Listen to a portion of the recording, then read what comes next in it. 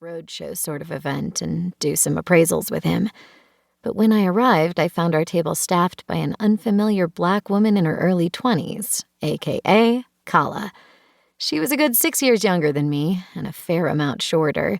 She'd had on overalls and a sleeveless purple t-shirt and was valuing vintage trolls. The whole situation had taken me aback.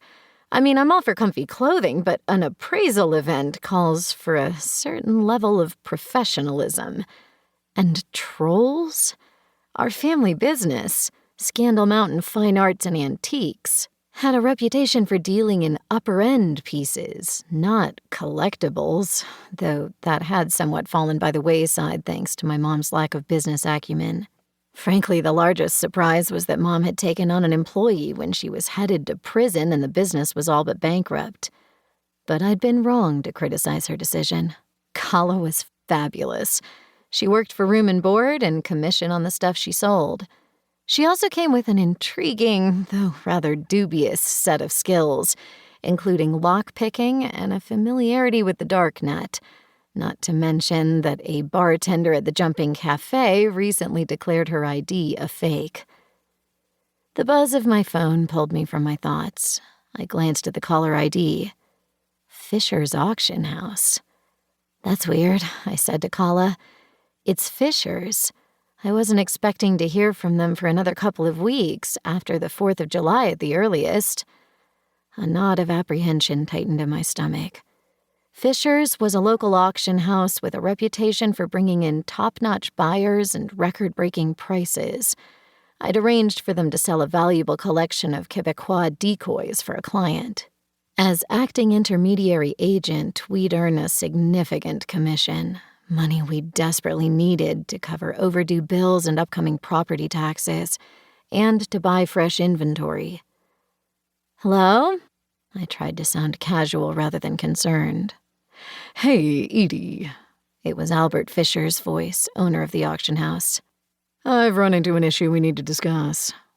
What is it? I took a quick sip of vodka to moisten my mouth.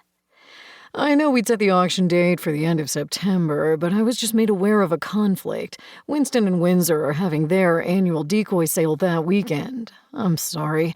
I should have checked more thoroughly before we chose the date. Damn it, I muttered.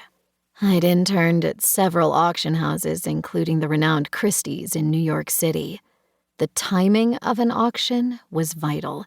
The prices realized could plummet if similar specialty auctions happened too close together, and Winston and Windsor were known for their decoys sales.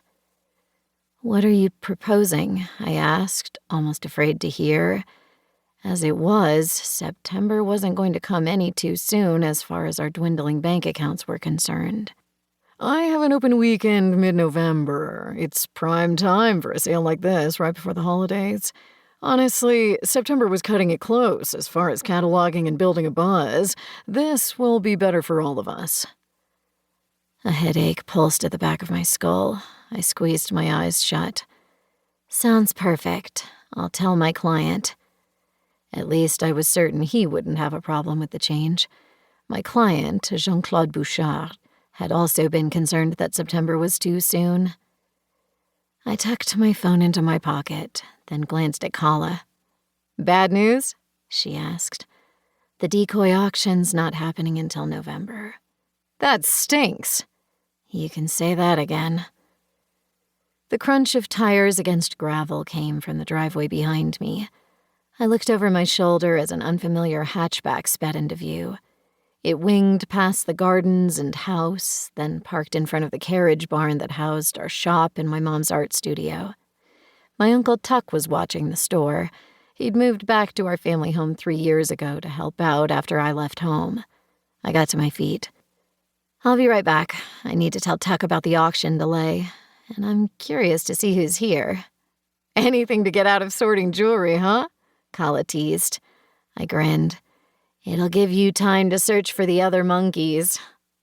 I was grateful that Kala had gone back to teasing me about the jewelry rather than dwelling on the bad news. I had no doubt that it bothered her as well, but it helped to have someone remain upbeat. As she dug back into the jewelry, I tied my free-flying hair into